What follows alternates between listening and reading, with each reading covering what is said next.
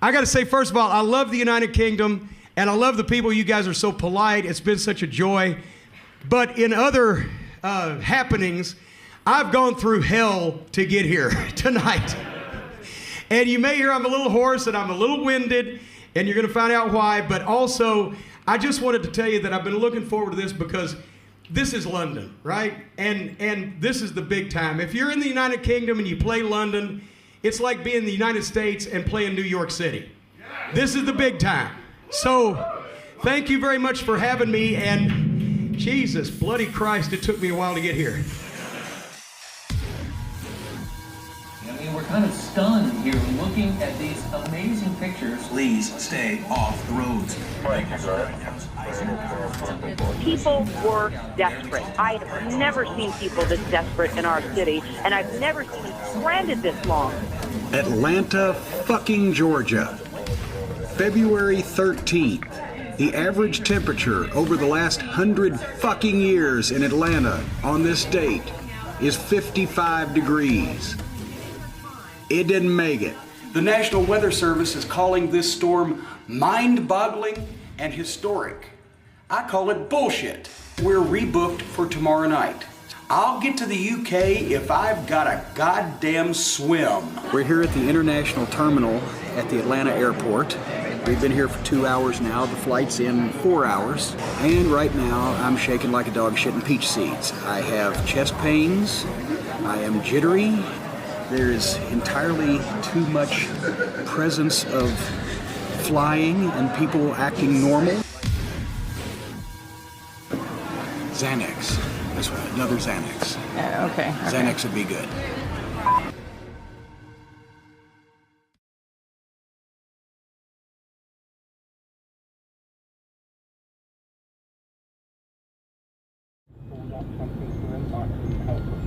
So we're on the way to pick up a true wrestling legend, Jim Cornette. Not very regularly that you get to say that. You're inviting a wrestling legend who's not flown in a decade to your country.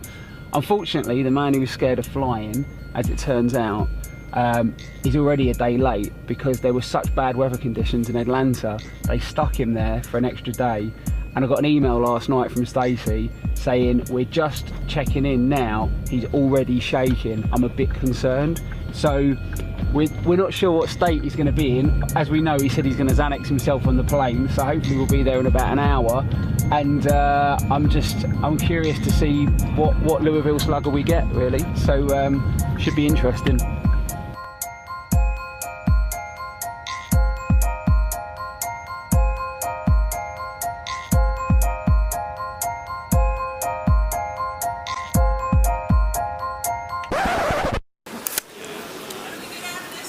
Monday, let's chat about the five or whatever. Yeah, exactly. I gripped the seat so hard that I don't have any grip strength left, but I took 2 more Xanax and went back to sleep. I didn't wake up till we get to rest. So where are we going? Where are we going? Oh no, at least it's warm. Thank God. Alright, let's go. 4 days. So he quoted me a lot of money. So I'm trying to negotiate for money. He needs a website, my company needs a website. So I was like, well, I'll give you this and a website. And I didn't know. There you go. Here you go. That's a Service station. Oh, Jesus Christ. It's under, oh my God. The steering wheel's on the wrong side. I just realized I thought you were driving for a second. That's mine. And this is mine. We brought everything we own.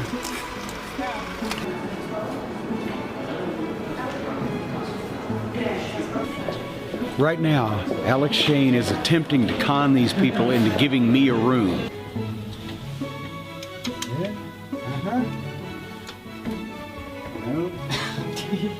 Here, you're English. Ah. You actually have a review and a little balcony. and a little balcony. Oh, yeah. Excellent. All right, it's cold. I'm coming back in.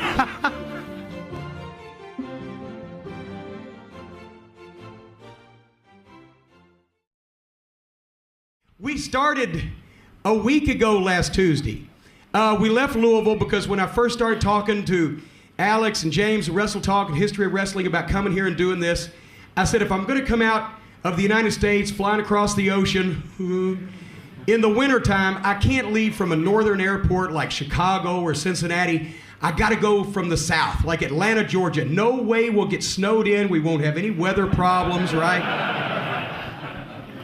So on Tuesday, the fucking 3 months ago, it seems like, we leave Louisville and we drive down to Atlanta. And actually, 2 weeks before that, Atlanta had been paralyzed by a freak snowstorm, 3 inches of snow in Atlanta, Georgia, which it doesn't happen there. It paralyzed the whole city. I mean, people were sitting on the highway in their cars, huddled up in blankets for 24 hours. They couldn't get off the road. Kids slept in school buses or slept on the floor of the gyms in their schools. A state of emergency was declared, and I was like, fucking great. Because if it happened here, it can't happen in 2 weeks when I need to use that fucking airport, right? Guess what fucking happened? 3 inches of snow and an inch of ice on top of it. Closed the whole city down. They weren't going to get fooled again. Everybody stayed home, including the pilots. They closed the airport, canceled 3,000 flights. They called it the storm of the century. It was goddamn mind-boggling. So we're on the way down to Atlanta on Tuesday when we get word they canceled our flight for the following day. So instead of staying at my friend's house, it's a ways from the airport, he was going to drop us off. He's snowed in. So we go to a hotel right near the airport, where at least they've got a restaurant and room service. Wrong. They couldn't get the staff in. They couldn't get the supplies in. So we sat in this hotel room for like 48 hours. They brought us in pre-made burgers and canned beans as a free buffet. Like, sorry, you know. So we're gnawing our pajamas, trying to get some sustenance. And finally, the weather clears. We get the flight over here right to Heathrow. It was a great flight because I don't fucking remember it. I was anesthetized somewhat.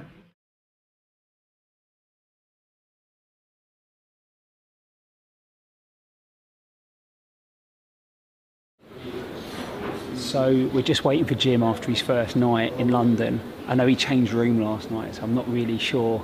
The room, as we saw, the room was pretty tiny, so hopefully he's in high spirits. It's his first morning waking up here, so we're awaiting his arrival in the hotel, see if he's calm. Alex, it's nice to really meet you now. How you doing? I only remember 30% of yesterday. I ain't shitting yet. As soon as you guys left, we couldn't figure out how to turn the heat on, right? So we called them and they came up. They couldn't figure it out. It was broke. Then we couldn't turn the bed lamp on. Then we couldn't turn the desk lamp on. And then she had got the wrong converters because it was for fucking Brazil or something. So we couldn't plug the shit in. Wow. So they moved us to the deluxe room, which is perfect. That's exactly what we need. Jim is not 6'8", by the way. I am actually stood. Oh yeah, stand up here. I'm actually. Yeah, here we go. So this is actually the right height at this point. Yeah. He's here. Oh, wow. And we got sun. When we get to Canary Wharf, we'll have to be really careful with the filming. Yeah, I was just thinking that. It's Britain's #1 terrorist spot. It's a what now? It's quite. Say that again, louder and slower. It's basically on the not on the watch list because they've not had any threats, but if there was going to be a 9/11, it would probably be Canary Wharf. Are you fucking? We're going to the goddamn place where if there's going to be a 9/11, it'll be there. What? But So cheesy. Canary Wharf. That sounds so harmless. Not like the World Trade Center. They won't do it on a Saturday most likely because. What, they got terrorist hours in London? They can't terrorize on Saturday? What the fuck is that all about?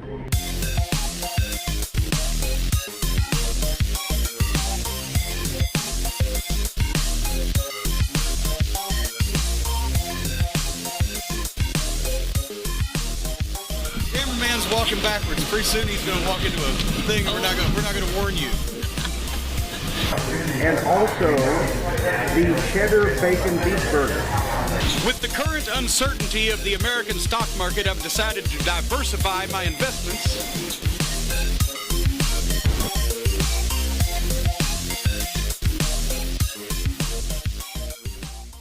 Yeah, the size of stuff is it's not even like it's all small. It's just off. Like the toilet paper isn't quite as wide as what I'm used to. So I almost stuck my finger up my ass. Every time we sell something on the website as merchandise to somebody in Wales, they don't use fucking vowels. I go to the post office and the people look at they got to type the address in manually because of the customs, right? And they go, what is that word? I'm like, Yezavurgitstop. I don't fucking know. There's no vowels in there. You can't. Large vehicles give way at bends. I've noticed your signs are wordier than ours are. Whereas ours says, stop. Yours is like, please discontinue moving forward. But I don't like to fly, but I'm sorry I've never been here before because I love this place. I love even the signs are so polite. It's like on the street signs it says, please give way. In the States it'd be, fucking yield. Even I went in a store and the sign said, please, please consider the neighbors. If you're leaving the store late at night, please keep the noise to a minimum. In the States that would be, shut the fuck up. So I love the country, love the people. I'm having fun, and we're going to have some fun tonight, especially if Joel doesn't talk. At the out of control room. Hey, hi. How are you doing? How are you? Good, yeah, good. Welcome. Hi, I'm Kat. Nice to meet you. Hello. Nice to meet you. Jim. Kat's one of the other hosts on the show as well. You'll be on the couch together later. Hey. Wait a minute. I didn't know it was that kind of shoot. Are you kidding? Wait a minute. I charge extra for that. This is nice. Hey, tell Alex I'm not doing any of this shit. I'd just like to say if this is the last television program I ever do, I'll be mortified. This will be my legacy, ladies and gentlemen. No. I just told everybody if this is the last television program I ever do, I'll be mortified. This will be my legacy. Yeah. Say again? I just need to pack out your pocket again. Oh. See, now you give and you take away. Holy mackerel. Not even life-size China, but Yeah, your hair's gone. they must have worn out the whole airbrush factory on that one. Jamie, this isn't a microphone. What? Try that one. Yeah, try that. Where'd you get your audio guy? eBay? What the?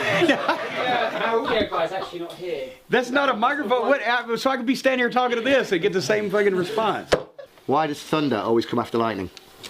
I don't know. Because even God has to wait on sound. I like it. I like it. Mic check. Mic check. Czechoslovakian guy named Mike. Yeah. There we go. Just you back in your pocket. I was about to say, he's about to stick his hand in my pocket again. He's getting way too familiar over here. We're going to have to go out to dinner first, pal. So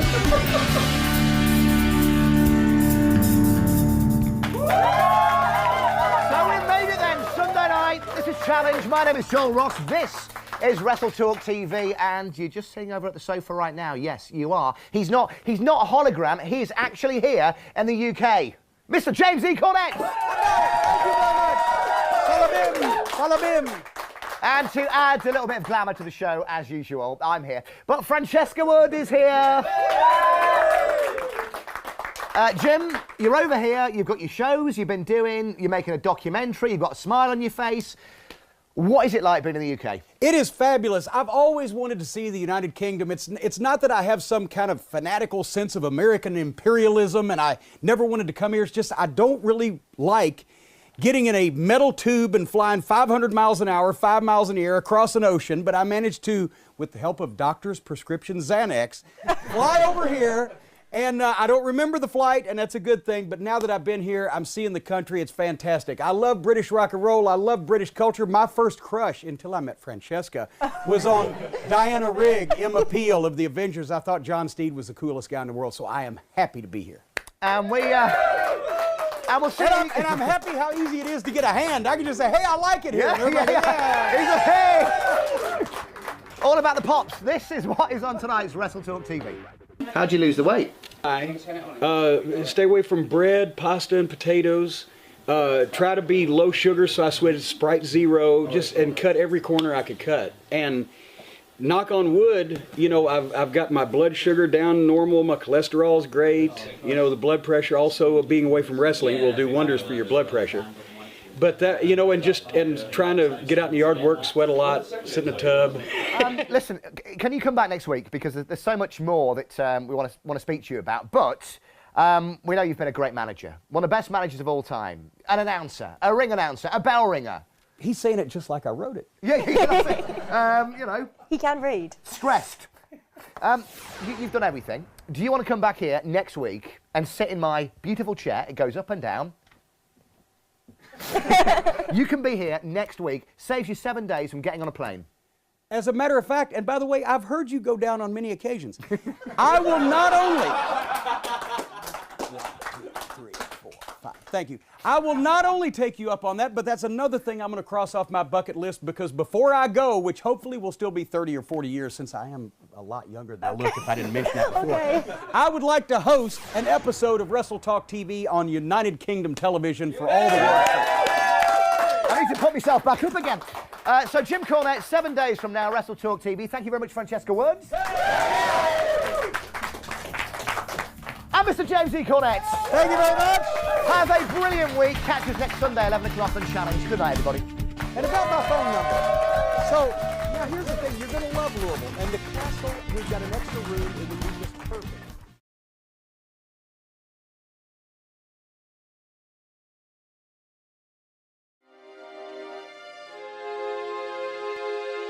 And we are about to take a train to Glasgow, Scotland. Alex, you promised we're not getting into anything. No, these are the tickets. These are the tickets. And I have Robin Stevenson's word here, or Robert Stevenson, got his name right, that apparently these are going to be first-class tickets. And you're travelling style to Glasgow. What happens when you get to Glasgow, though, Jim, is out of my hands. I can't. There's nothing I can do. I'm going to eat a burger, and I'm going to have a one-man show, and Kenny McIntosh is going to be at our mercy. We're going to have him down on his hands and knees, begging and pleading, please, Jim Cornette, stay in Glasgow, Scotland for another week, another month, maybe even another year, because that way he can be the big wrestling magnate or the big wrestling typhoon of Scotland, just like you are of England. He's trying. I think when I spoke to him earlier, he did say that was the plan, although I could only understand about 50% of it. But there was something in there about murdering cows as we speak. If he's to only build up this massive burger that you're gonna. If he's only going to understand 50%, that means I'm only going to get about 33 1/3%. But now Scott Steiner would tell me that if I had understood 33 1/3%, and matched it with my 50%, matched it with your 50%, yeah, then we're 83 1/3% sure we're going to understand what the Glasgow people are saying. Sounds like a plan.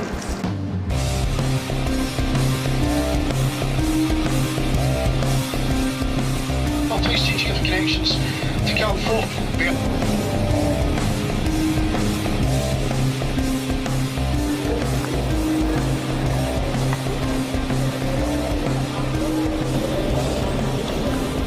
It's like Harry Potter.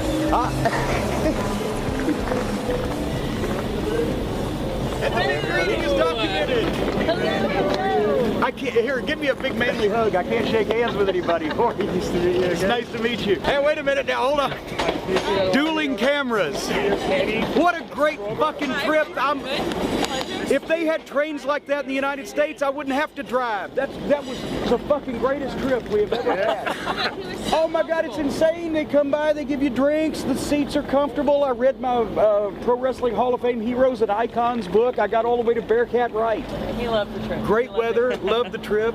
She nodded off, went to sleep. Yeah, had a nice nap. All right, now that the professionals are here, I'm gonna put this up though.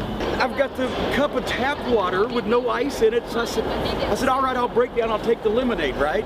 Because lemon, it makes me thirsty, but at least it's something cold with no caffeine. They bring me the lemonade with one ice cube floating. Well, we're very stingy with ice cubes. It's like it's gold.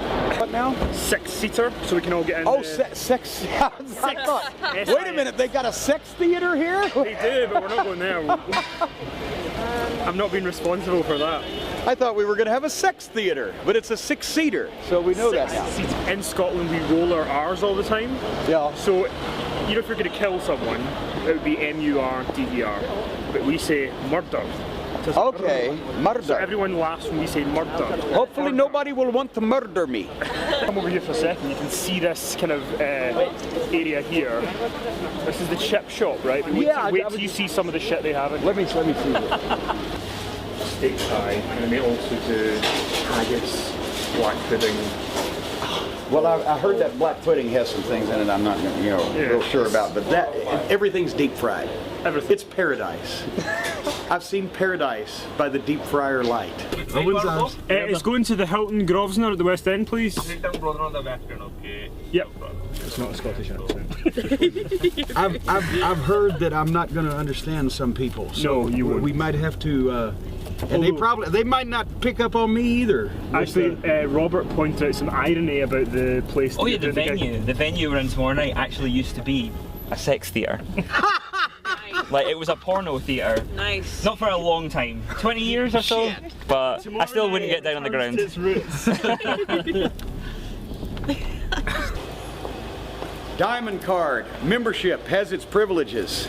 Wait a minute, they'll see my number. Somebody will impersonate me. Oh, wow. Holy shit! We're farting through silk. Look at this. Gorgeous. Fantastic. I need pictures of this. Nice. Beautiful. Where's my... The windows actually open in this country. They're not afraid you're going to commit suicide. You get a room anywhere in the United States, you can't open the window. You're trapped like a fishbowl. Yeah. Oh. Yeah. Fresh air. Times Square. I could do the whole theme song from Green Acres. Now I've broken the gimmick. Look at this. I've broken the... Well, there it is. You may not remember, but you may have seen the tapes. Like 20 years ago, Dusty Rhodes did the commentary on the TBS Saturday Night Show. He was the color guy. And in the U.S., we've got closed captioning, and it's not somebody that types it. It's computerized, so it listens and it translates it on the screen, you know. And if you turn the closed captioning on, then you can see written at the bottom of the screen what they're saying. I check into a hotel room one night, and the closed captioning was already on, and I turn on and there's the TBS Saturday Night Show, and the computer could not figure out what the fuck Dusty was saying. He was doing that, the psychedelic camel lady going to give the bionic elbow and all that stuff, and it was just like gibberish at the bottom. It was like goom blah blah blah because of the computer. Yeah, the computer had no idea what Dusty was fucking saying. I had my phone went out a couple of weeks ago at home, and I called the phone company to try to find out, and it's the automated thing. Say your phone number, say your name, say what your problem is, and I wanted a person because it wasn't giving me the option of telling them what the problem I had was. So basically I found out if you just scream fuck, fuck, fuck, you immediately get a person. It rings right through. The Burger Challenge, 3 pounds of cattle byproduct. Is that like it's in my future, I can feel it. Are you not a fan of Briggs? I'm worried about the bun. Yeah? You never know, but here come your audience. Oh! Here we go. Oh my God! Wait a minute!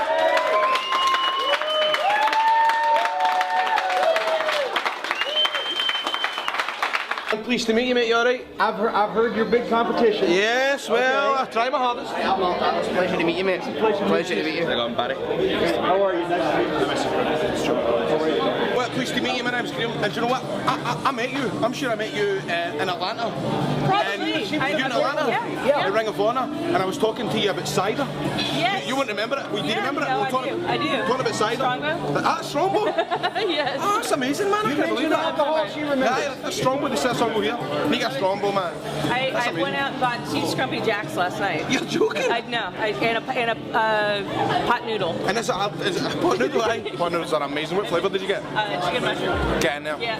I regret that I have but one stomach to give for Glasgow. So men, the rules are you have 1 hour to complete your burger. You're not allowed to go to the toilet.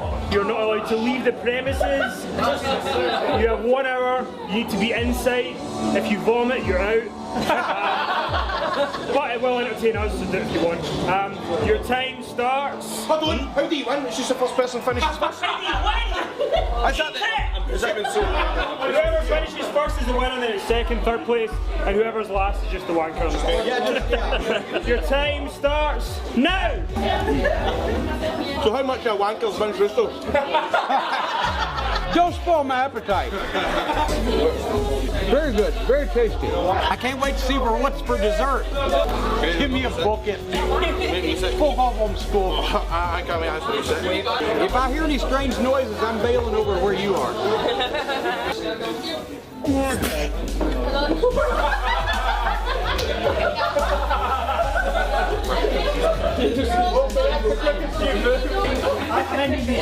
He's a Martian.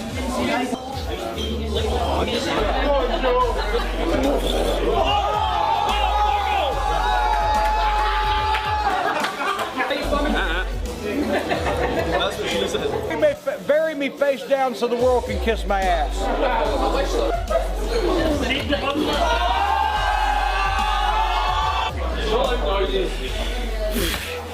If you want some, come and get some.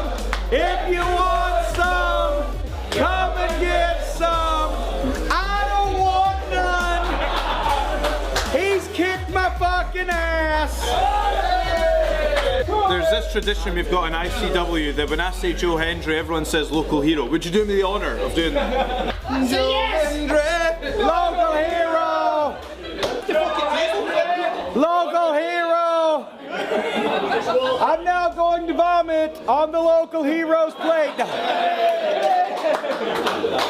Jam, just to let you know, mate, you fucking left the table, you're out, mate.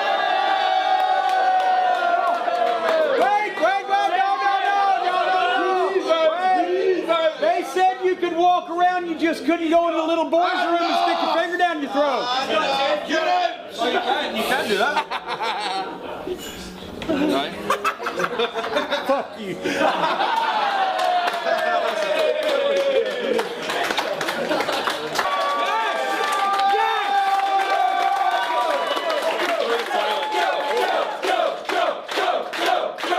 If I hadn't seen it, I wouldn't have believed it.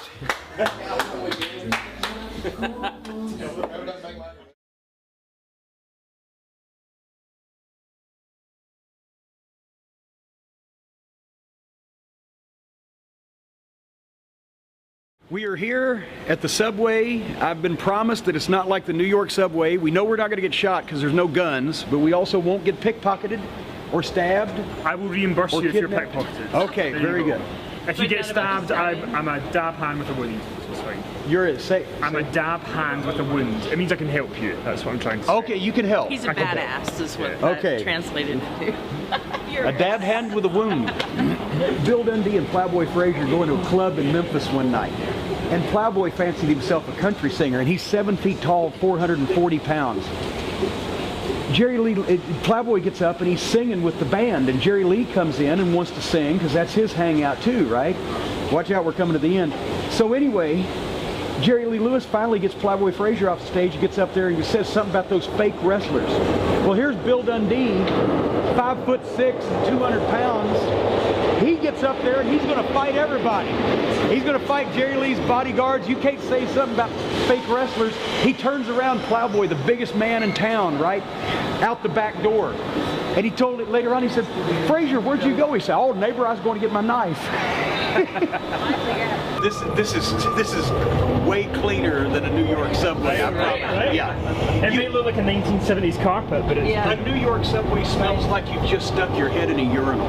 So yeah, as long as we're on the ground and it doesn't turn upside down, I'm good.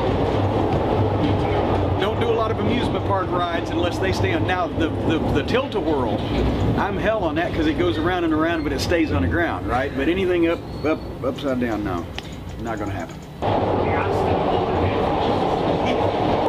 There's always somebody that makes everybody laugh regardless of what. For George Burns, it was, or for Jack Benny, it was George Burns, right? You could always crack him up no matter what. For me, it's Bolin. I could be pissed off and I'll talk to him and he'll make me laugh regardless. He's the only person in the world. They always end their conversation with, I did say good day. Yes, I did say good day.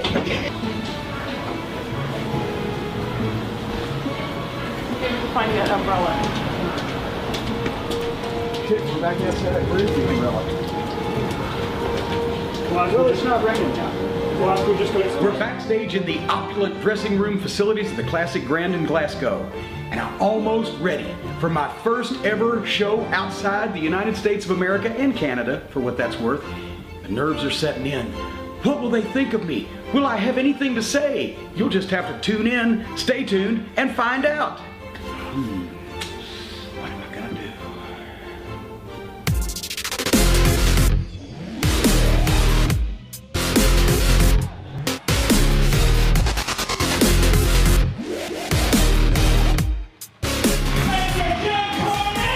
I didn't say it first. Jericho from the back said, think this is a comedy bus?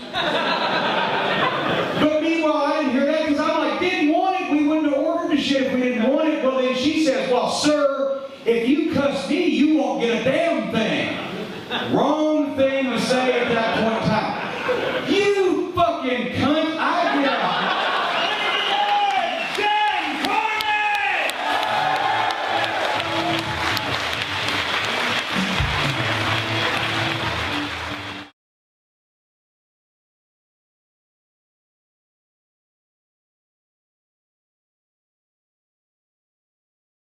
There's a lot of rib stories and road stories in my Midnight Express book, which many of you have, and all of you should have.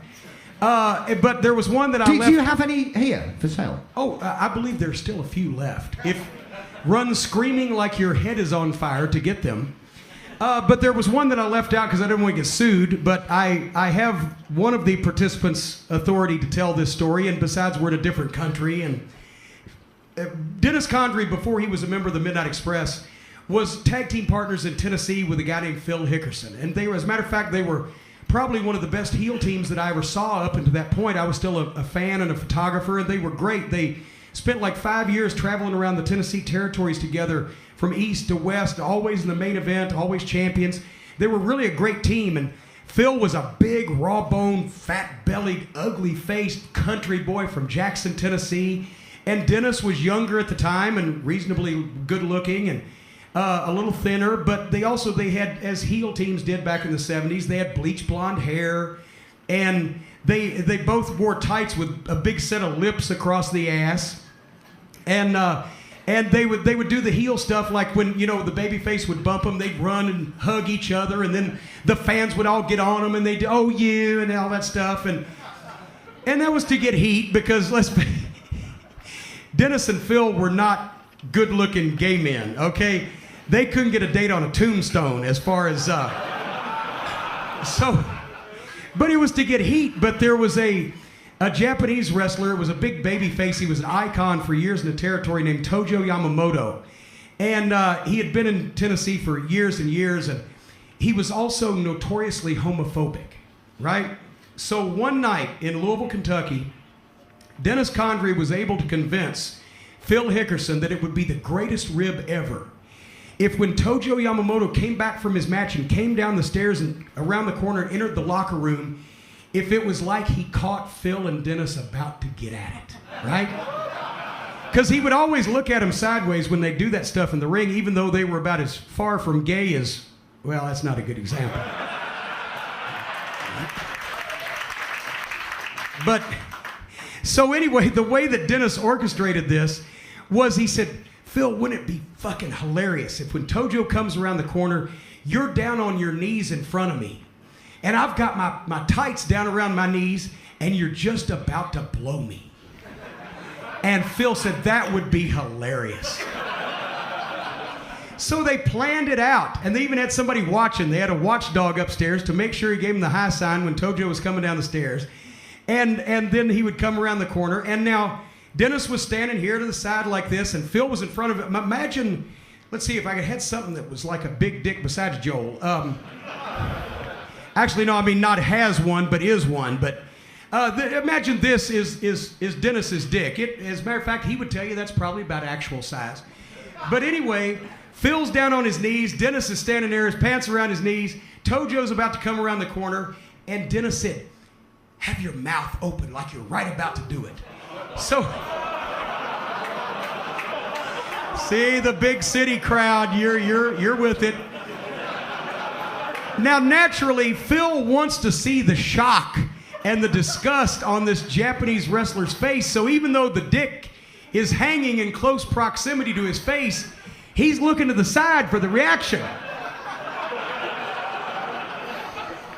Tojo comes around the corner, and when he does, Dennis grabs a handful of Phil's hair and shoves his dick all the way down his throat.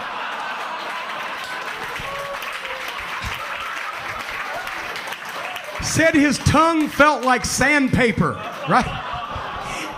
Hickerson comes up off the floor. Now, these guys are good friends. They ride everywhere together. They're best friends. They wrestle together every night. Hickerson comes up off the floor. Dennis starts running, pulling his pants up. chased him up the stairs, out the back door of the arena, 3 blocks down city streets in their spandex tights, right? Running, and finally Dennis, you know, fear beats anger, so Dennis was able to get away from him.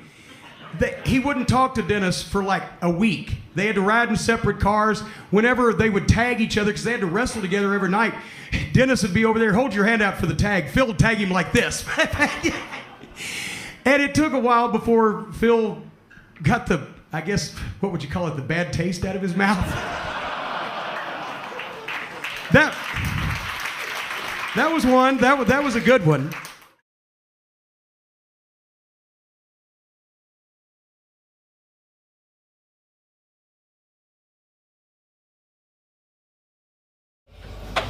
We're here at the Helter Skelter Bar underneath the Comedy Store in Manchester, England, where I'm about to do my first ever live show in England. And I promise you, it's going to take Charlie Manson and his whole family to drag me off that stage before I answer every single last question that all the fine folks of Manchester have to ask of me. Pose your question and look out for the answer. That's right.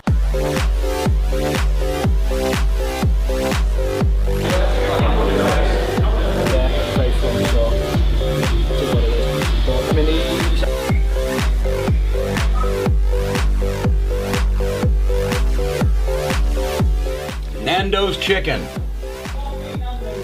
I am a wing fanatic and I love me some Nando's. This is great. You're showing Jim to his meet and greet area. So is there another bar down here? This is a great place. So it's another 10 minutes, but I thought I'd just show you. So when somebody gives you the shout, you just need to walk through. Okay. This is Rich. I'm Rich. Hey Rich, nice how are you? Really nice to meet you. So if people have got the opportunity to buy stuff upstairs. Oh, I love it. Can I have one of these? Yeah. Okay. We've only got 600, so... Oh, well, in that case. The security here is amazing. What happened is, it was like, the original photographer we didn't think was here, so I'm like, fuck, we've promised people professional pictures, so I've booked another photographer. Joel? Hi, Joel. We've now got... Perfect. We'll put I just saw a photographer upstairs. He just turned up. Come on, this is David at last minute. Flown in from Belfast. Nice to meet you. Right. Oh, by the way, before you forget, the Nando's was for you to take home and. No, I've already gone through 2 bags. Really? This is fucking great. This is exactly what happens when you're. I was just explaining the situation on camera because they're doing a Kickstarter documentary. Yeah. And then the second or first photographer just walked through the door. So let me work out what happened. We booked somebody. Yeah. They didn't turn up. And they just turned up. I fix wings at home and I get like literally, and I went. Sauces and shit. But we'll sort something out. Right. Anyway, yeah. Sweet. So what's up? So yeah, Tony Knox just turned up. Like literally just out of the ether. Because he was only going to turn up for the actual show itself. Out of the ether? Out of the ether. Just out of the ether. Boom. But we'll sort it. We'll get it. Cool. Okay. We're in a market. Find your eyes then. Does he really have to come back to the hotel with me tonight with that camera also? Oh, yeah, that's what you want to see. I went in the hotel room last night. He was under the covers with the camera. You're gonna sit on the end of your bed all night. Come shoot me being interviewed by Fighting Spirit editor Brian Hildebrand. She's Brian Elliott. Brian Pillman, yeah. One of those. Part of the documentary, the Fighting Spirit magazine, the UK's largest, finest pro wrestling and MMA publication. The editor, Brian Elliott. I do a column every month. If you've missed it, shame on you. Shame on you. How did you handle the accents in Glasgow? You know, it wasn't too bad. I was on the stage. And the speakers were pointing out, so between my bad ear and that, it was actually harder to hear than it was hard to understand. There was a couple guys I had to say, okay, I lost you around the bend on the accent, but Kenny McIntosh was there to interpret. The local promoter and up I'm there, sure Mark. they probably missed a few of mine too, because, you know. Well, we're used to your voice. What is it my imagination? Or is there anything that we've forgotten? What, the audience? Getting Jim to the stage, have we figured that one? Yeah, one of these guys can take him through, but they know. Do we know the way? Yeah, it's just up here. Yeah. Right. Okay. Yeah, but the promoter up there has got a Mark Dallas from ICW, has a very thick accent. Actually, I saw your promo for the Square Go. He was talking to me, and I was getting about 40% of it. Yeah, well, that's the same with me. So. A couple of times during the meet and greet, I would just kind of smile and nod. If they were smiling, I'd smile. Hi, Jim. You right? How you doing? Nice to meet you. Nice to meet you. Just a few things here.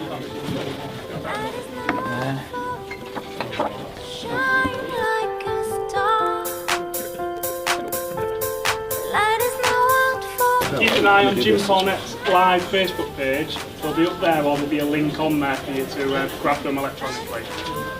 What kind of scam you running over there? Hey, I'm alright. Yeah, by the way, it's my birthday in 2 days. I'm sorry? It's my birthday in 2 days. It is? Yeah. How old are you, 21? 37. Uh-oh, I was close. What's your name? Can't make any mistake conversation. If you don't mind me saying, you look like you've been on the DDP yoga diet. Well, actually, I've done no exercise. Oh, right, I okay. sweat by sitting in my hot tub. Oh, right. But low carb, low sugar, low sodium, low reason to live. Yeah. So Francis with an iron calorie. Yeah, like this.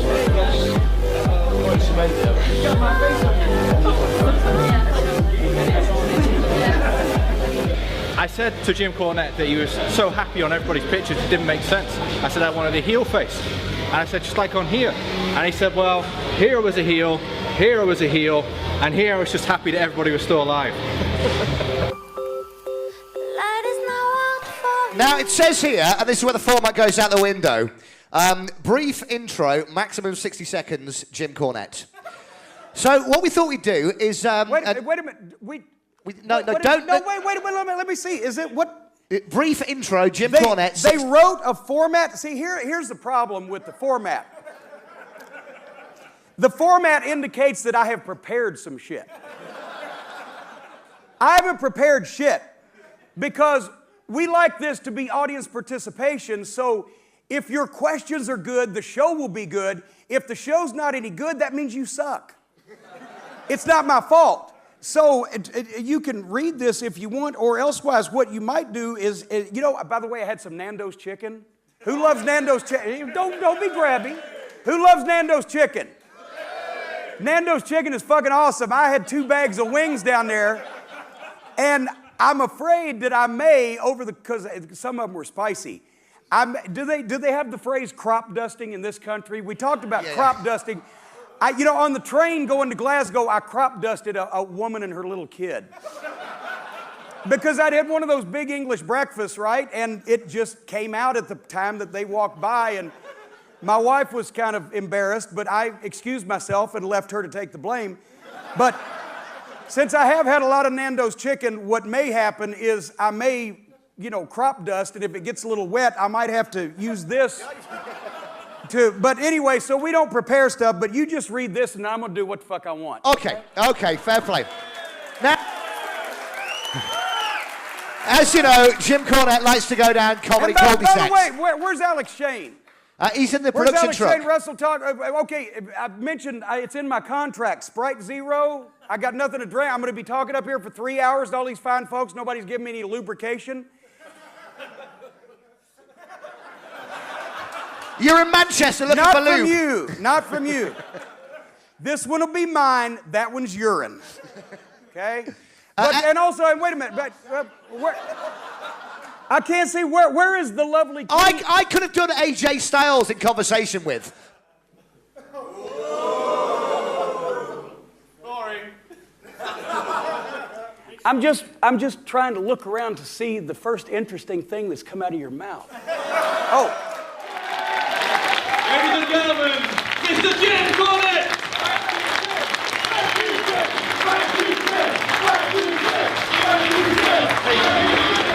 We just finished my one-man show here at the Comedy Store in Manchester.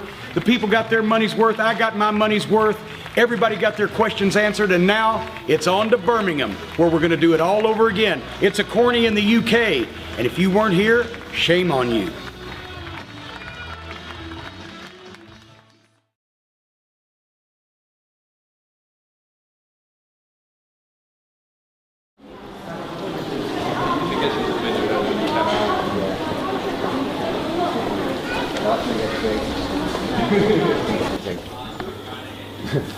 Oh. If we're waiting for her to finish shopping, you're going to burn all the video you got. Yeah, I like that too. This morning. Yeah. Daddy needs cough syrup and sleep. Bless you. Daddy froze in Glasgow. Refillable sodas. And ice. Ice. Ice. I bet you press the button. My kingdom for ice. Look at that. If we have not done as much as possible to reduce, including opening and closed till the staff, please tell. If this was Walmart, Kentucky, there'd be 72 people in line, 15 people working, and one register open. Of course. So polite.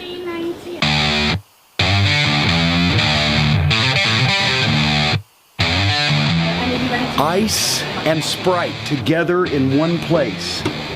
This is a precious commodity in this country. Oh my God. And wait.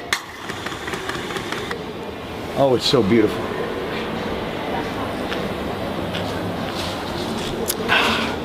Shangri-La.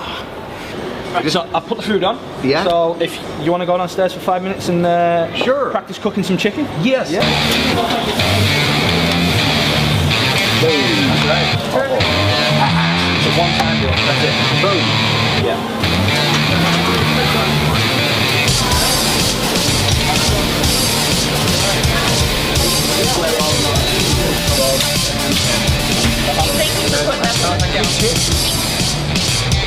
Look at that.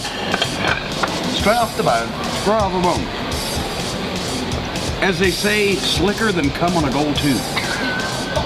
You drink. Now, we won't be long on a fish this last wing. I'm going to go in the bathroom. I'm going to take a Russo and wipe my promoter. And Thank you so much. Because you like the peri salt so much, I'm completely not supposed to, but it looks like drugs, but it's not. Yeah, we're going to peel that back. I'm not taking that through customs.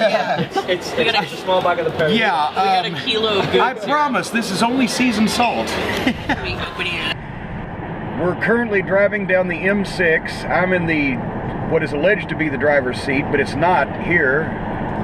Dave is, and I am taking Dayquil for the cold that I've picked up in the freezing temperatures of Glasgow, Scotland, where I was rained on and frozen by the severe winds. We have enough medicine to keep me going until we get finished with Cardiff, whereupon then I will donate all my organs to science. Not only are we on the wrong side of the road, but the fast lane is the slow lane, and the slow lane is the fast lane, and we're in the middle, so we're just... Well, I don't think it'll be a problem now that I'm paying attention to sell the traffic. Jesus Christ. And that's why I gave the guys at OVW a memo. I said, okay, The Rock and Austin just drew $50 million in one night. Neither one of them came off the top rope. So concentrate on your shit. Don't worry about fucking coming off the ring. Good God! Oh, wow. Jesus Christ, it smells like somebody shit in their hand and waved it under my nose here. What in the world is that sheep shit? We're in farming country here. Christ. So when you go... I'm just wondering how long it's been since an American from Kentucky wearing his own face on his t-shirt has walked down the streets of Chinatown in Birmingham, England, carrying a tennis racket in front of the Glee Club. This might be a first. He'll never follow it. I promise you. Do you need anything from me? You've got Sprites. $5,000-$10,000. I think we'll have a chat about the show as well. I think for this one, it's a much more sort of comedy, old school comedy venue. Yeah. So I think the vibe of the show is going to have to reflect that more. We'll concentrate on. I'm gonna tell the Mabel rib tonight, and fucking Joel has some notes of things I started coming up with that we could talk about, so he wrote them down on a napkin. Right, okay. So yeah. Well, the best ideas are formed on a napkin ordinarily. I got a drink, just some ice, and I'm gonna sit down for a while. Yeah. But you asked me about the Iron Sheik, and it's proper that we've got a stool here because the Iron Sheik.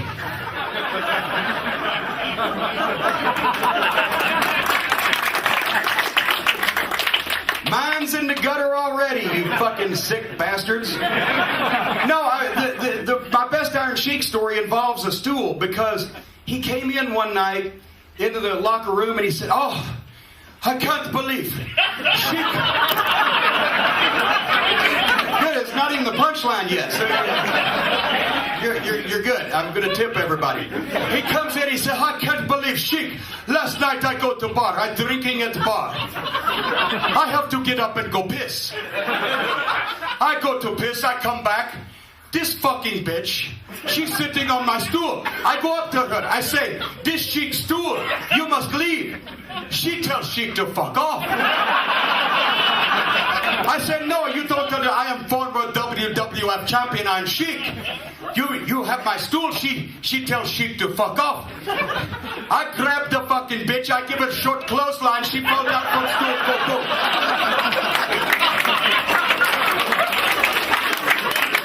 He said, what a cunt. My wife actually liked that story so much, I got her a t-shirt made that said, Vata Kant, V-O-T-A-K-U-N-T. She wore it to Memphis. We go into Shoney's. You don't have them here, but it's a reasonably respectable establishment. And they have a breakfast bar late at night. And she walks in wearing this shirt that says Vata Kant when there's a giant church group. And the manager comes up. His feet literally were 6 inches off the ground. He was floating. He said, oh, you're a cunt? I'm a cunt too. We're all cunts here. Even though I managed not to get any house lights up, I've just spotted a friend of Wrestle Talk TV, my favourite interview in 3 series, Georgia Smith. Daughter, the British Bulldog, is here tonight. Where are you at? Is that it? Here we are. Where? Yeah. Oh my God. British Bulldog! The last time I saw you, you were what, 2 feet tall? Yeah, I was like 8. Oh my God, you're beautiful now. You're good. No, hey, I'm not saying that in a nasty way. I'm trying to pay somebody a compliment. Every part of this program doesn't have to be funny, ha-ha. You're beautiful. Thank you for coming here tonight to see us. Thank you. I appreciate My it. mom wanted to say hi. I please tell her I said hello.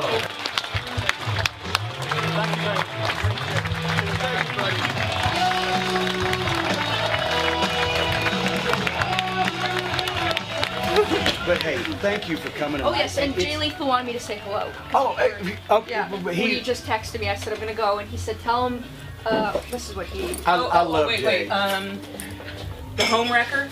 Did he say something about the home wrecker? The last time we went out to dinner with Jay was in Charleston, West Virginia, and he ordered the giant 1 pound foot-long hot dog they called the home wrecker. And he said, I'd like the home wrecker with a side of shame, please.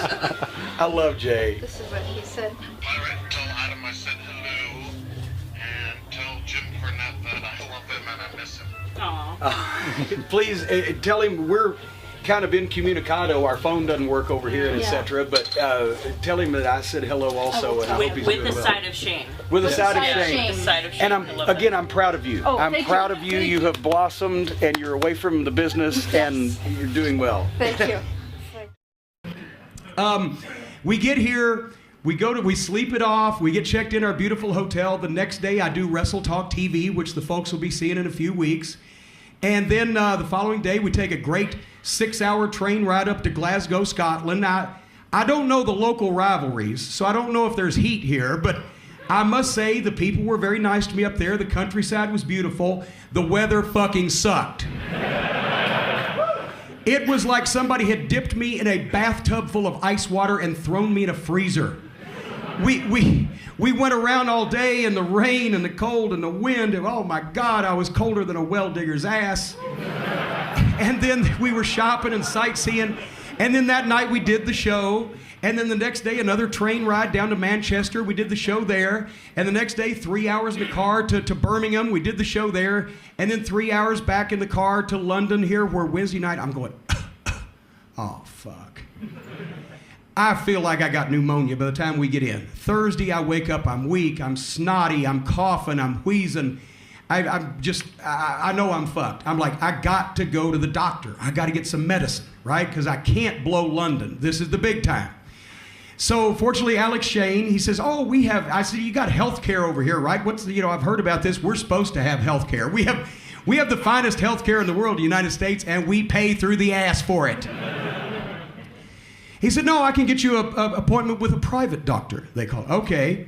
So I get the appointment for Friday morning, and it's 10 o'clock in the morning appointment. So that means if I'm going to see my doctor at home, I'll see him about 11:45. We walk in, first of all, the doctor, the clinic, and it's a walk-in clinic, which now in the States, that means that you're going to be standing in line behind hookers, junkies, gunshot victims, and some guy with a fucking knife sticking out of his ribs. So already I'm scared. Then I found out it's on Berry Street, B-U-R-Y. Who the fuck did you book me with, The Undertaker?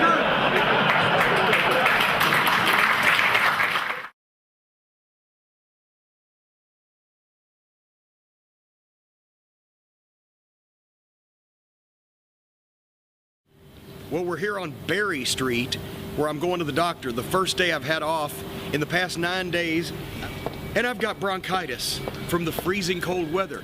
Today is our first day off, and it's also the first good day of weather, and I'm going to get an example of medicine in the UK from seeing this doctor on Berry Street to attempt to salvage the rest of the trip. And I'm a little croupy.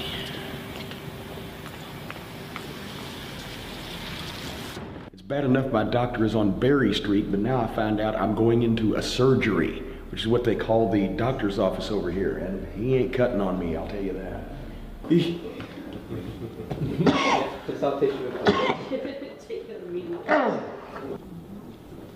Wait a minute. You're doing it day, month, yeah.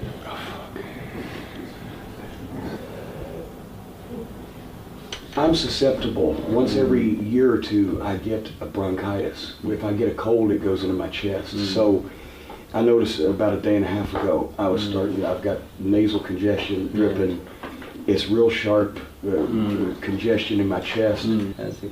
Have you any taste of blood at the back of your throat? Actually, I've always also been susceptible to nosebleeds. And last night I was coughing real hard. And being flushed and coughing hard, my nose started bleeding. So when I packed it and pulled it out, it actually cleared my sinuses out because everything came with it. No allergies to anything? No. Okay, that's okay. What we need to do is to have a quick examination first and see what we find. Okay. This is the first good weather we've had, and I'm stuck in a hotel room, so we might try to stay a couple of extra days to get to pick up our lost sightseeing. So where about in Scotland did you go? Glasgow. Glasgow. Yeah. And it's notoriously bad for weather. Yes. Well, the wind was cold, it was raining, and I was wearing 2 coats and still just, and we haven't gotten a lot of sleep for a week. So I think it was too ambitious a schedule. Okay, if you open your mouth.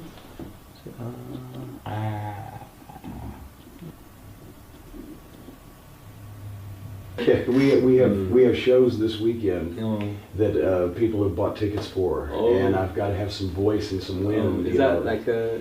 I've actually been involved with pro wrestling, American pro wrestling. Oh. And so my friend Alex has brought me over. He's a promoter here in England. He's brought me over to do one-man shows, Q&A sessions, question and answer, and seminars. We have a wrestling school seminar tomorrow, and we're at the Leicester Square Theater on Sunday. And he sold like 400 or 500 tickets. Wow, that's huge. And it's not like I can just reschedule this since I live in the United States. So yeah, we were worried. Keep yourself warm, plenty of water, take the steroids, take the antibiotics. Cough syrup you can, if you're not doing anything, especially at night time you can, but just be careful of constipation, and then you should really get better in a few days' time. Thank you. Okay. Thank you very much. Any questions so far? No, just I'm just thankful we might be able to save this, the rest of our trip. Yeah, that's all. Give me a napkin.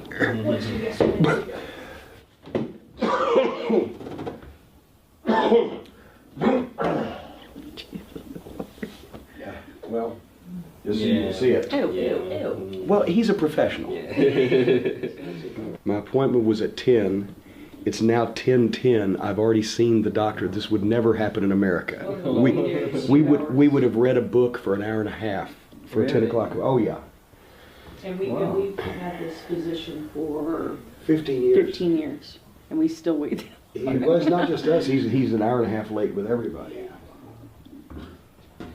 Thank you very much, Doctor. Yeah, I would shake hands, but I've been coughing in it, so don't want to make the doctor sick. So they take me down there, 10 o'clock appointment. I walk in. There's nobody visibly bleeding, so I think I'm okay. But then, they're doing the documentary, which some of you guys helped fund, and I appreciate it. So we got the cameraman to record my misery. He's following me, and he says, "Do you want me to follow you into the surgery?" I said, "He's not cutting me fucking open." He said, no, that's what we call his office here, the surgery. I was fucking better. So we walk in, there's nobody bleeding, like I said, and the doctor says, are you ready? I said, are you ready? It's 10 o'clock. He said, that's your appointment. I said, fuck. So he goes in and he thumps me and sticks all the things in my ears and nose and everything, and he says, yes, you have an infection, and it might get better on its own, but we can give you some medication to prevent that so it doesn't go into pneumonia. He gave me cough syrup with codeine, been sleeping good, and some antibiotics, and also, by the way, I'm on steroids tonight. So don't piss me off or it'll make Dairy Queen look like a church supper, okay?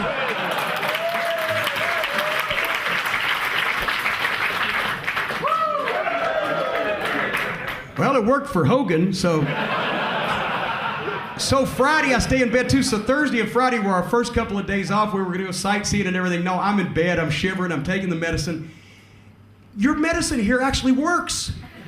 The same medicine, my wife Stacy, who's here in the audience, and I'll have her stand up later on and see if she's spending all my money. She got the same thing several weeks ago and got the same thing prescribed for it.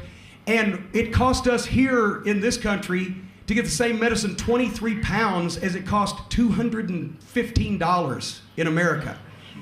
But see, the thing is, we have what they call insurance, private insurance. Since I'm self-employed, I pay for my own insurance.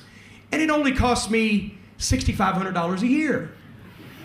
But that means I only have to pay a $2,500 deductible, and then prescriptions are a little bit cheaper, but as you can tell, not much compared to your prices. So basically, I'm ready to fly back over here next time I get fucking sick.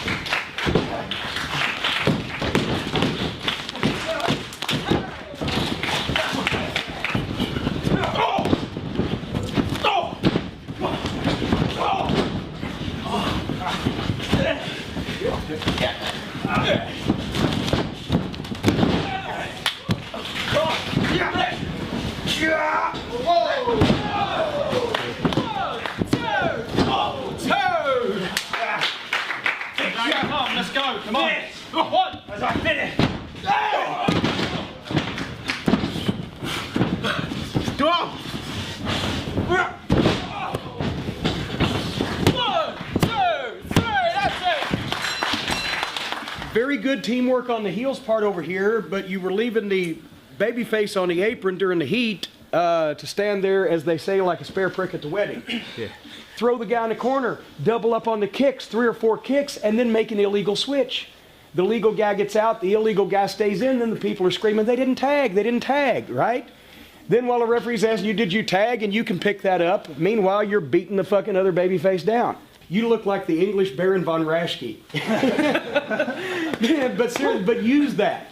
Because it's not like you're going to get a big tan or anything. No, so use that, you know, and adopt a little bit more expression that you're fucking mentally incompetent or something, or you know, not necessarily stupid, just real life today. Well, you know, yeah, just deranged, just something to draw more attention to you. Well, this afternoon we've had the absolute pleasure of having the legend that is Jim Cornette here down at the House of Pain Wrestling School. If there was ever a learning tree in a human form, Jim Cornette is that learning tree. You know, there's been about 36 of us down here, and are sitting under it for the last 4 hours, hearing, you know, stories from the past, you know, on the road, backstage, you know, about, you know, people that we've always watched on TV, but also kind of delving more into the wrestling side of things. Different advice on promos and matches and character. You know, that kind of information is invaluable. And you know, it's been a hell of a 4 hours. You know, he's a funny guy, a knowledgeable guy, and he actually throws a hell of a punch on him as well, as we found out. But I can't thank Jim enough. It's been so cool and really entertaining. I'm so glad he came down. And that's something I learned real quick. I can't just go out there and do imitations of other guys or act like I'm playing a part on TV. I have to be real. I have to be believable. So I started researching ideas from a bunch of different people. And sooner or later, it became me. I've made more money with Jerry Lawler's fucking promos than he has, because he was so fucking great. You just couldn't be around him and not, pick up some of that. So anyway, by Saturday, I was feeling better. And the medicine, like I said, miraculously works. They must really put some real shit in it instead of what we got over there. And so today, I'm a little winded. I may be a little hoarse. But I wouldn't gonna miss this for anything, so if you'll indulge me if I wheeze every once in a while. That is what I've been through in the past 10 days to get here for this moment tonight and make you guys as happy as I possibly can, and I appreciate your indulgence and I appreciate you being here.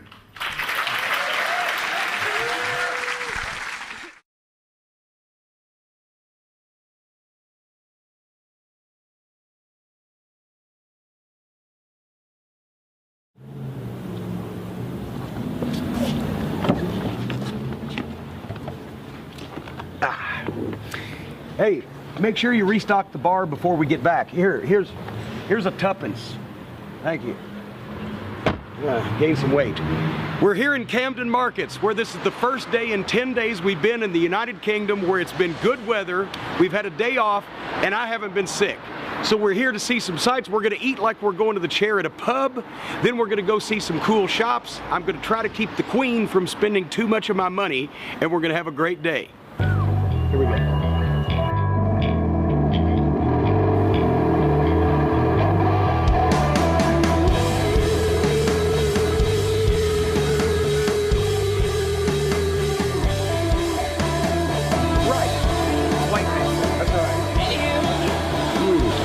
Fried chicken, a little sweet and sour, a little rice, a little onion.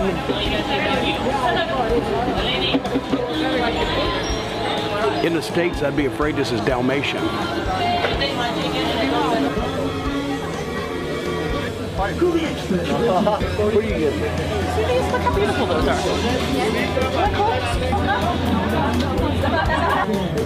Okay, we're running out of food.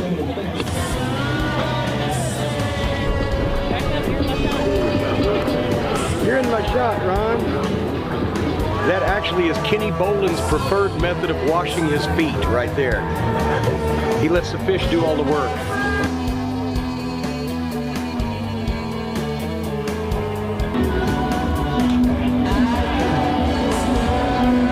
It may not quite fit my girlish figure. My ideal woman. Stace, my ideal woman. That's what I bought her for her birthday 4 years ago. Yeah, I didn't really look it off. But you were a lot quieter.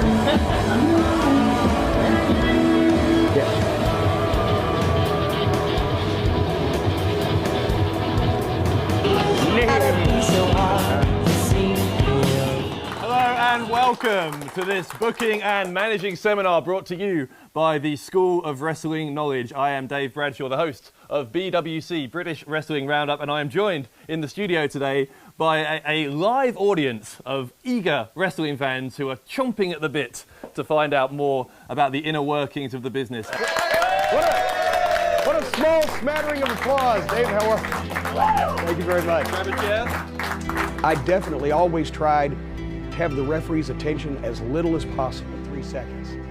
That was why it looked so smooth, because we constantly worked on that to make sure that it was as quick and as seamless. But he's always wanted to open the business up to be entertainment. And it's worked very well for his business, but for say and do things with and to each other that will further make the fans be interested.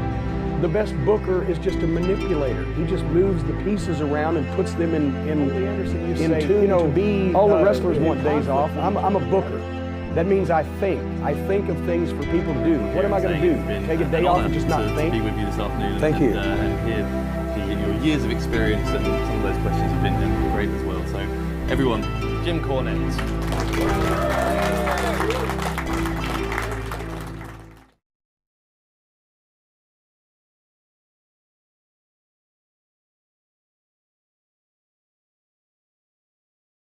That's the thing was, I think there was one guy here that was in Glasgow Sunday, right? So I'm not going to penalize London because we told the story out of town, but there's going to be a lot of other new stuff. But Owen was noted as being a great ribber. Everybody knows that. And Davey Boy, the British Bulldog, his compadre, was also a great ribber. But does anybody remember when in '96 when the British Bulldog was going to be challenging Shawn Michaels for the WWF Championship?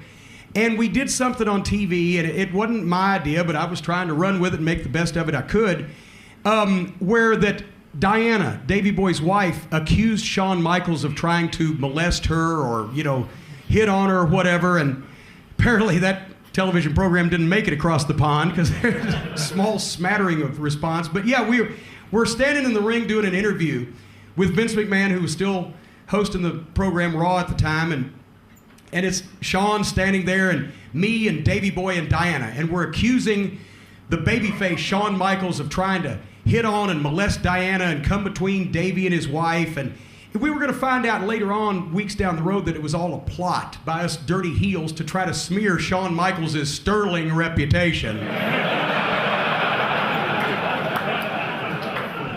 But in the process of doing this interview where I made these accusations, I used a word on Raw that had never actually been used on a wrestling program or also even on the USA Network before. But I figured, okay, we're trying to make this legitimate, right? So I got into him. I dug into him. Shawn Michaels, you have tried to make this young lady break her most sacred of marital bonds. You have tried to touch her innermost parts.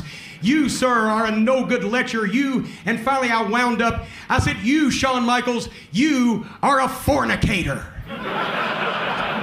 Vince McMahon goes, you can see him then all of a sudden he kind of likes it on his face, but it was in the Bible, it wasn't like they could bleep it. And so anyway, after that interview, the next week we're at Raw and we're backstage in the promo area, and Owen was not only noted for being a great ribber, but he was the master of telephone ribs. He'd call up and a guy in a hotel room, one of the boys, he'd impersonate the front desk clerk.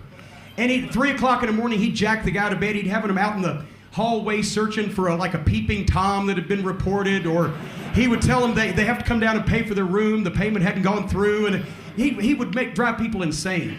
And Davey was always right along with him. As a matter of fact, Davey Boy's favorite phrase was whenever he was accosted with the evidence of his treachery, he'd go, "It wasn't me, it was Owen.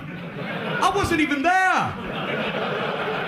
So Owen's a master of phone ribs. Davey's right behind him. I'm sitting in one of the pre-tape rooms going over some paperwork or something, and around the corner comes Owen and Davey, and they're just happy. And they're carrying, Owen has a red phone, one of those cradle dial phones, but it didn't even have a dial on it. It was obviously a building phone they used to call from the back to the front or whatever. And it was red. It looked like what Commissioner Gordon would call Batman on. And the line, like this cord, is trailing around the door. It's obviously plugged into nothing, right? And Owen says, "Phone for you, Jim." I said, "For me? Who is it?" "It's Stu." It also helps the story that Bruce Pritchard does a great Stu Hart impersonation. So I think they're ganging up on me, right? So I'm going to play along with this. So I take the phone. "Hello? Jim? Yeah?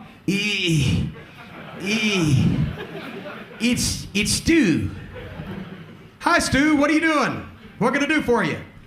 "Well, I just, was watching the TV and I just wondered what's going on with this angle with Diana and Davey and Shawn. They're trying to make Diana look like some kind of whore." I said, yeah, Stu, I was against that too. I was really, I don't think much of it. "Well, it's just the kids are in school up here, and all the other kids, they're watching the show, and they're making Diana look like some kind of whore." I said, "Well, you know whose fault it is." No, whose fault it? I said, "It's all Bruce Pritchard's fault." Bruce Pritchard is one of those sexual deviants. Stu, he's a pervert. I mean, he goes to those adult bookstores, he goes to those peep shows where you have to mop the floor up afterwards, right? I said, I always thought Bruce was such a Thane boy. No, I know, Stu. I know how you feel. I'm the same way. I wish we could have wrestling straight like it used to be. But no, Bruce came up with this whole thing. Well, you know, I don't mind him doing an angle, but it's just that making Diana look like some kind of whore. So, well, if I were you, Stu, I'd call Vince and I'd tell him to rein his boy in because Bruce is really getting out of control. I mean, you know, he's always got one of those marital aids in his suitcase. I'm just pouring it on, right? I'm burying Bruce Prichard. And, of course, finally then Stu says, well, I may just have to do that and call Vince because I like Bruce, but we can't have Diana looking like a whore. Well, good luck, Stu. All right, thank you. Boom. I hang the phone up, right? Well, I hang the phone up.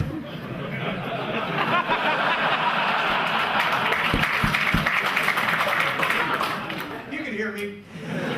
I hang the phone up, and I look up, and I go, Owen, who was that? And just then, I swear to God, around the corner from the other side, carrying papers, minding his own business, and obviously oblivious to what the fuck has just been going on, comes Bruce Prichard. I looked up at Owen, I said, who was that? He said, it was Stu.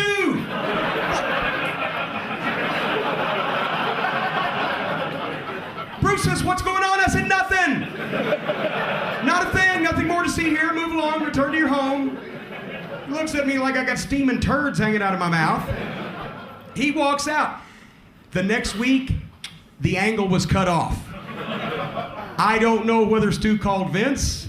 I don't know whether Vince talked to Bruce about his peep show business. I don't know whether the kids in Calgary still think Diana looks like some kind of whore.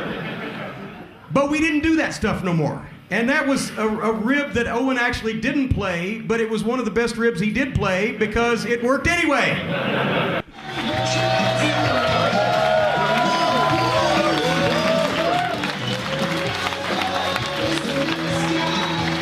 We had a great crowd. We were really receptive to what he was, to what Jim wanted to say. I thought, you know, it's a big deal. I think when someone gets a standing ovation in Leicester Square Theatre. Joan Collins was here recently, apparently, and she didn't get that. It was epic. Like I was saying to Dave earlier, on this one day, we've had Jim Cornette at the Wrestle Talk TV studio for a School of Wrestling Knowledge seminar. We've had Jim Cornette at Leicester Square for a Wrestle Talk TV live show that was almost a sellout. And then the moment that it finished at 11 o'clock, there's a 1 hour BWC British Wrestling Roundup special on Challenge, which is like, and I didn't even want to jinx it and post it on Facebook, so I'm thinking if it goes wrong, it's just going to, but so far I'm over the moon. It was fantastic, really good, and I think it was great for everyone. Everyone did a wicked job, so thank you, London. We're at the Leicester Square Theatre in central London, where Jim Cornette, a Corny in the UK, has rocked the house. In London, England, a standing ovation. I feel like an international celebrity. Let me explain something. The Cornette face is on fire in the UK, and I can't wait to do the next one.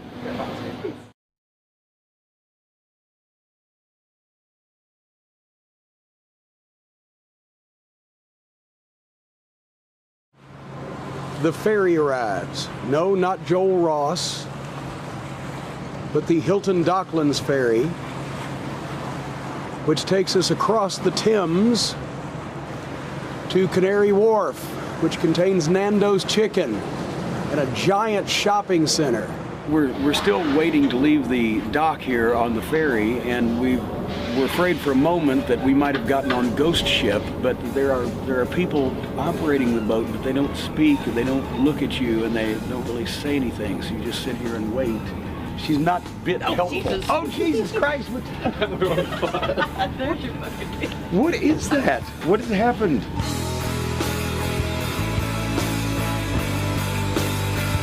The only thing I'm worried about being on this boat is I've seen the news footage. It was featured in The World Is Not Enough. Oftentimes, James Bond will leap out in pursuit of villains on an innocent sightseeing trip like this, so we have to be very cautious.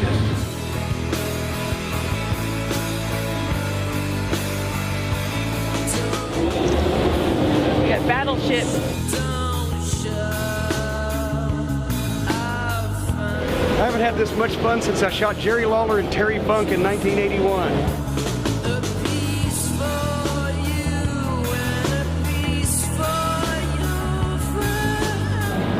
As you can see, a lot of advertising for the Thames Rib Experience, which of course is the Jim Cornette Experience's sister podcast here in London. And this place is absolutely huge. It goes on forever. We've been on the boat for miles, and we're only in the middle of the city. It goes that far on the other side. New York has nothing on this. They're all straight up. This is straight out. An endangered species in America, the public payphone, has been given a makeover here in London. It's still, as you can see, readily available, opulently furnished, and the phone, I think, works. Okay, somebody's pissed on that receiver. Jacob Marley, you shall wear the chains in death that you forged in life.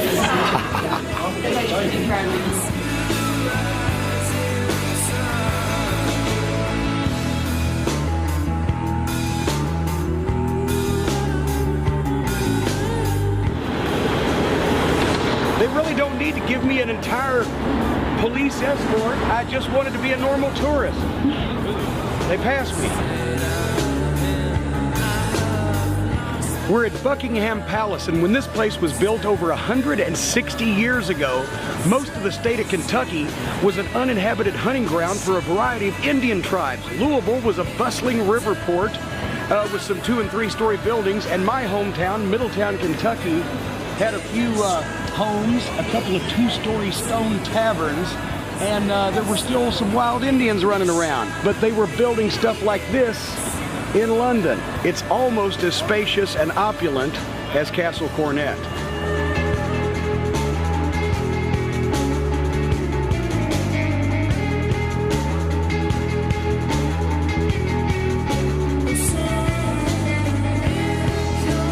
They're not allowed to move. They're subject to all the abuse that everybody can heap on them all day, and they can't say anything or fight back.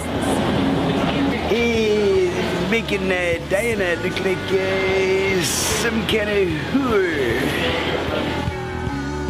That used to be my nickname in Mid-South Wrestling, Old Big Ben. Of course, actually, I think it's Kenny Boland's suppository. The two most famous citizens of Louisville, Kentucky that are currently on display in London, England, Abraham Lincoln and James E. Cornette. Westminster Abbey was finished, completed in the year 965, 500 years before Columbus discovered or stumbled upon North America. And they were doing work like this. This is incredible.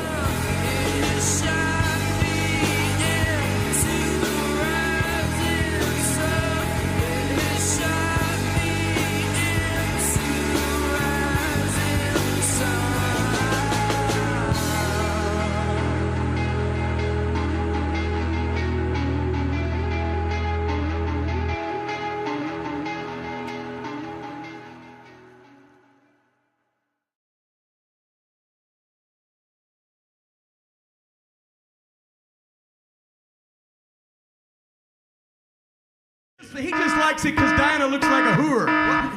Wait. All right, just leave. What? I think that was Batista. But what? Now, see, we were having fun. Let me just crack open a Jim Weiser here. Open up a can of non-sugar whoop-ass. You know, Batista trained in Ohio Valley Wrestling. He was signed. He was very early in his career. He'd had a few, lessons in the Wild Samoans training school, and he looked great. And they sent him to Louisville. And I liked the guy. As a matter of fact, he was one of the most over guys that we ever had in Ohio Valley Wrestling, through no fault of his own. No, when he came to us, and I'll tell you why I knock him, because I don't knock many of our OVW graduates, because I respect them all, and they all did a good job, whether they were given great gimmicks and got good spots or not. But Batista came in, and I looked at him, and he's giant, and he's massive, and he's got the tattoos, and he looks like $1 million, but he was not a natural. He was not a really big wrestling fan. He was not a natural worker. He was injury prone. He was past 30 at the time, and this was 14 years ago. And I saw that if we didn't do something to give him a gimmick and basically use guys to bump off of him and smash him over, I told him to his face, you're not a guy that can be taking arm drags in a second match. You have to be a main event guy. And 2 weeks into his training, he tore a bicep and had to have surgery. Have no idea why that would have happened. But at least he got to sit and watch class, and he got a little bit better. And we gave him the gimmick Leviathan, the demon of the deep, the guardian of the gates of hell, the right hand of Satan himself. And he never lost, and he never sold, and he was impervious to pain. And we put a group around him, and we let everybody else go in the ring and bounce off of him and put him over. He never lost. Finally, he became a babyface because the people like, in case you haven't noticed, guys who never lose and who are invulnerable and invincible. That's the whole idea of making a superstar. And I thought this will be a great gimmick to work with The Undertaker or Kane or Big Show, which Big Show even came down and had some matches with him in Louisville. But he was a very frail demon. He was always sitting over with a hoodie, kind of shivering. He always had a cold, kind of like me, I do now, but he would have a cold in the middle of summer in Louisville, Kentucky. It's 90 degrees outside, he's cold. And he wasn't assertive. He didn't really take matters into his own hands. I brought Kane in to work with him, like I said, Big Show. He would always, I'll do whatever you want me to do. Tell him what you do so that you can get over. So it was a battle. It was a constant battle with him. But then finally, they called him up. And I thought, okay, we've given him a gimmick. This is a guy that's got a shelf life or a window of opportunity in the business with his age and injuries, etc. 5 to 7 years. He can make some money, blah, blah, blah. They put a suit on him and hung a box around his neck. I make him an invulnerable, invincible, unstoppable monster with a great gimmick that's tailor-made for Undertaker, Kane, Big Show. They put him in a suit with a box around his neck and have him flunky for Devon Dudley. This does not work.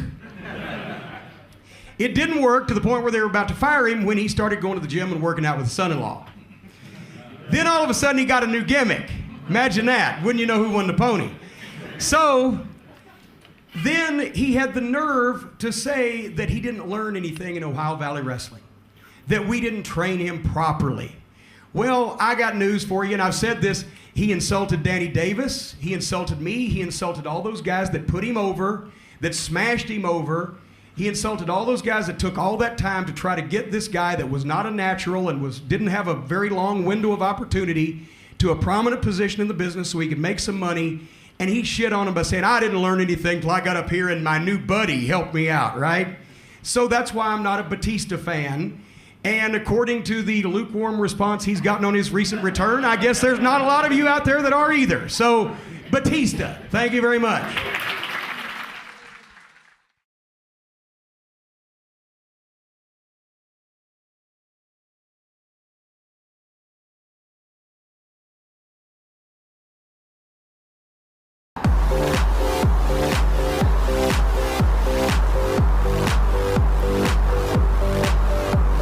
And we're outside the Glee Club in beautiful Cardiff, Wales, Mermaid Key, right here on Cardiff Bay.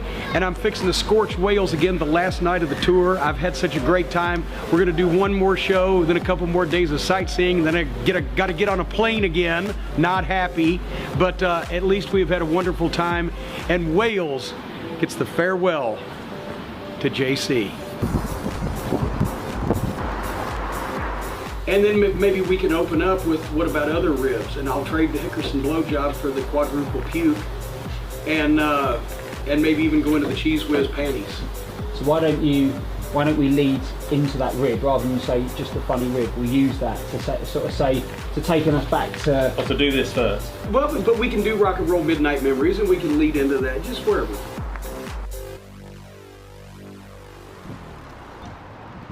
We're here on the streets of Cardiff. They're filming Doctor Who right over there, but this is his phone box. So I'm gonna get the phone box, and when Doctor Who opens it, he's gonna say, who the fuck is that? I'm sorry, sir, you're not supposed to be here. So you're gonna have to leave. But wait, Doctor Who, Doctor Who!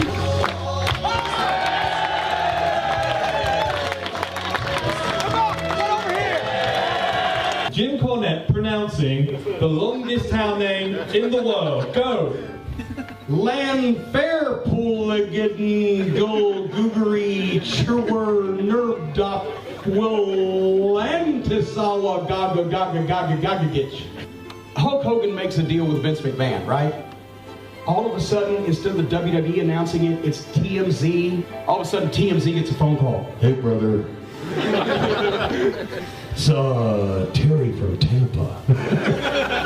Everybody's heard about it. I haven't been on a plane in 10 years.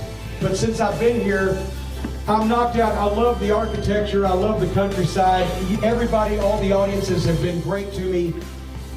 Like I said before, there's not often at this point in my life and with what I've done in wrestling, I get to do something for the first time and feel good about it. It's an experience. It's something that I will never forget for the rest of my life. And I thank you for your hospitality and your friendship. It's made an impression on me. That's hard to do with my crusty old ass these days. And in the words of some famous general who I can't remember because I dozed through that part of school, I shall return. I promise you that. Thank you very much. Thank you guys very much. I appreciate it.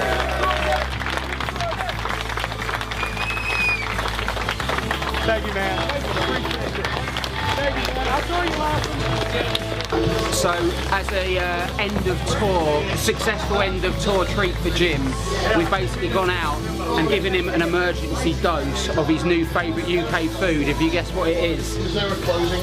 Nando's. So they were just nice, but kind of, you know what, you're going to get forced. I've never seen a man's face ignite with happiness as much as Jim's just did when he walked through here after working hard for 3 hours to see Nando's on the table. I smelled me some Nando's. There was something. Let me tell you something. I got feathers under my arm from eating Nando's the past couple weeks. Something in the air that night. It was Nando's. It was Nando's. But how do you think the show went? I don't know. I just wish there was some way we could go back and do a couple of parts of it over again. To the phone box. Come on. I'm sorry. You can't. Not turn that off.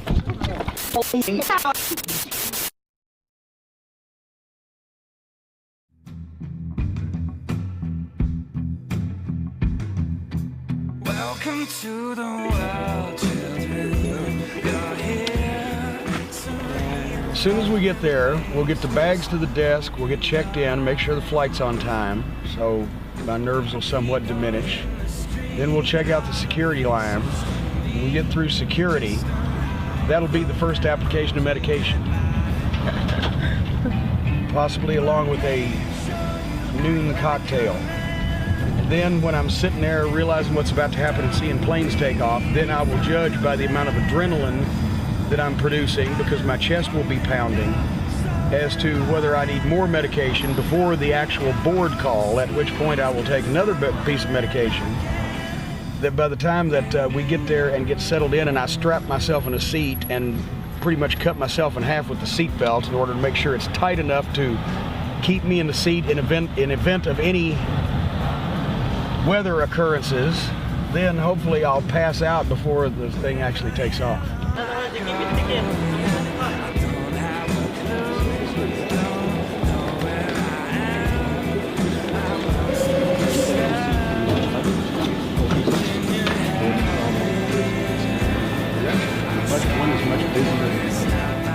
We'll figure that out.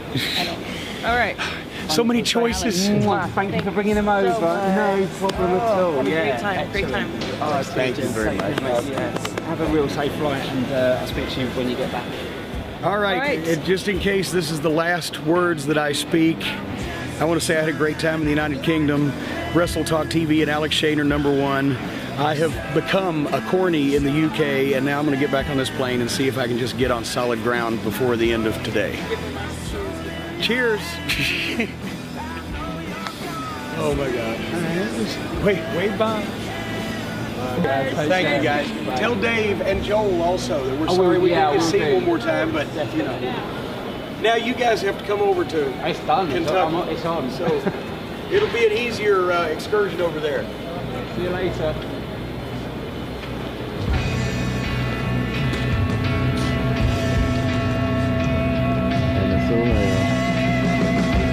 That's a wrap.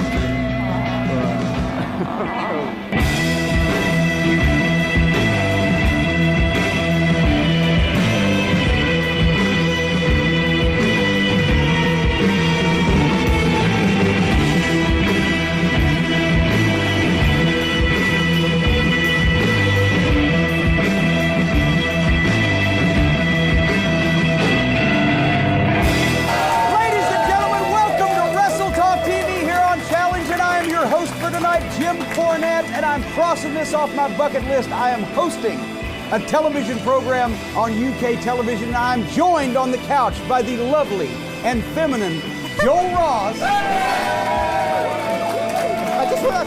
got my legs crossed, so I do look a little husky. And the young lady who could probably kick the crap out of Joe Ross anytime she wanted to, the lovely and talented Catherine Miller, everybody. And what a program we have tonight.